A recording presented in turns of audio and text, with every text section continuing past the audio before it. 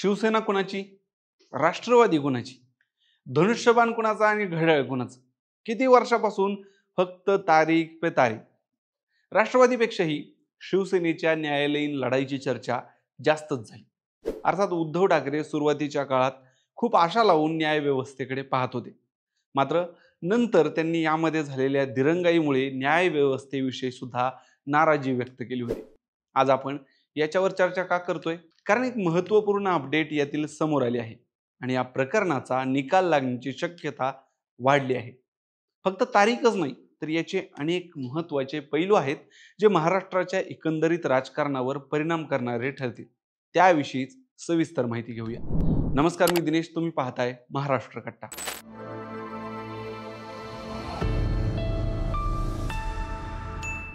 थोडं मागं जाऊया. एकनाथ शिंदेंचं बंड झालं, शिवसेनेवर दावा केला, प्रकरण सुप्रीम कोर्टात गेलं. सुप्रीम कोर्टाने याच्यावर निर्णय देण्याचा अधिकार हा निवडणूक आयोगाला आणि विधानसभेच्या अध्यक्षांना असल्याचं सांगितलं. पक्ष कोणाचा याचा निर्णय निवडणूक आयोगाने दिला, ती शिंदेंना मिळाली. याला सुप्रीम कोर्टात चॅलेंज करण्यात आलं. सोबतच अध्यक्षांनीही दोघांनाही अपात्र न करण्याचा जो निर्णय घेतला त्यालाही कोर्टात चॅलेंज करण्यात आलं. आता या दोन गोष्टींवर म्हणजेच आमदार अपात्रता आणि पक्षचिन्ह आणि नावाचा विषय यावर कोर्टात तारखांवर तारखा येत होत्या.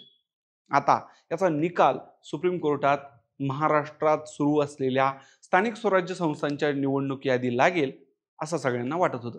आणि शिवसेना नेमकी कुणाची याचा फैसला कोर्टात होईल असं वाटत होतं. उद्धव ठाकरेंनी या निवडणुकांमुळे लवकरात लवकर याच्यावर सुनावणी करावी अशी विनंती देखील सरन्यायाधीशांना पत्राद्वारे केली होती. पण कोर्टाने आता 21 जानेवारी ही तारीख दिलेली आहे.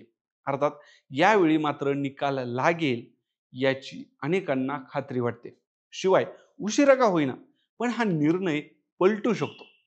कारण जर हा निर्णय शिंदेच्या बाजूने लागला तर पक्षांतर बंदी कायद्याच्या संदर्भात याचे दूरगामी परिणाम एकंदरीतच भारताच्या भविष्यातील राजकारणावर होतील आणि न्यायव्यवस्थेवर सुद्धा होतील ही भीती कायदेतज्ञांना वाटते. 12 नोव्हेंबरला कोर्टात काय झालं तर सरन्यायाधीशांनी किती वेळ लागेल हे उद्धव ठाकरेंच्या वकिलांना विचारलं. उद्धव ठाकरेंचे वकील यांनी 3 तास लागेल असं सांगितलं. न्यायाधीशांचं असं म्हणणं आलं की तुम्हाला 3 तास दिले जातील, शिंदेच्या वकिलाला 2 तास दिले जातील, पण आत्ता वेळ नाही. अनेक महत्त्वाची प्रकरणं आहेत, त्यामुळे याची सुनावणी आपण जानेवारी 2026 मध्ये 21 जानेवारीला घेऊया. यावर ठाकरेंच्या वकिलांनी आत्ता निर्णय येणं का गरजेचं आहे हे सांगण्याचा प्रयत्न केला. मात्र कोर्टाने इतर विषय महत्त्वाचे आहेत असं सांगत सुनावणी पुढे ढकलली. म्हणजेच काय तर या निवडणुका होणार जानेवारीच्या आधी, तोवर निकाल येत नाही.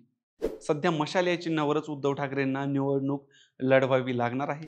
पण तरीही त्यांच्यासाठी एक सकारात्मक बाजू आहे. ती म्हणजे 21 जानेवारी नंतर 22 जानेवारी ही तारीख सुद्धा कोर्टाने मोकळी ठेवली आहे, राखून ठेवली आहे.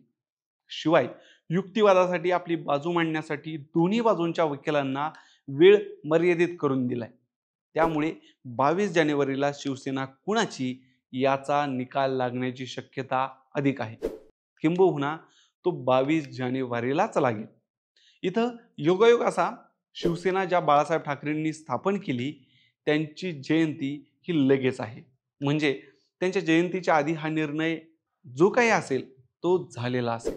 दुसरी एक महत्त्वाची गोष्ट ही की निकाल ठाकरेंच्या बाजूने लागेल अशी चर्चा राजकीय वर्तुळात का आहे तर मागच्या पंचवार्षिकला भाजपला शिंदेची गरज होती, जास्त गरज होती. ती गरज आत्ता तेवढी राहिलेली नाही. किंबहुना शिंदे भाजपला महाराष्ट्रात जडच होऊ लागले. अनेक पातळ्यांवर एकनाथ शिंदे सध्या भाजपला अंतर्गत शह देत आहेत आणि म्हणूनच अशी दबक्या आवाजात चर्चा सुरू आहे की निर्णय शिंदेच्या विरोधातही लागू शकतो.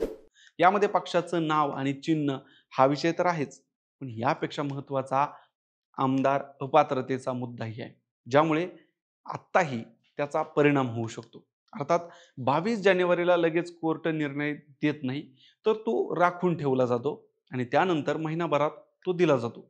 ही आजवरची पद्धत आहे. 12 नोव्हेंबरला जरी याच्यावर निर्णय झालेला नसला तरी पुढच्या काही महिन्यात याच्यावर निर्णय येईल आणि त्यावेळी अनपेक्षित काहीतरी पाहायला मिळू शकतं असा अनेकांचा अंदाज आहे. कारण हा निर्णय पुढच्या अनेक दशकांसाठी राजकीय व्यवस्थेवर आणि न्याय प्रक्रियेतील निर्णयांवर परिणाम करणारा ठरणार आहे. मंडळी, तुम्हाला या सगळ्यावर काय वाटतं कमेंटमध्ये सांगा आणि अशाच माहितीपूर्ण व्हिडिओजसाठी महाराष्ट्र कट्ट्याला सबस्क्राईब करा. धन्यवाद.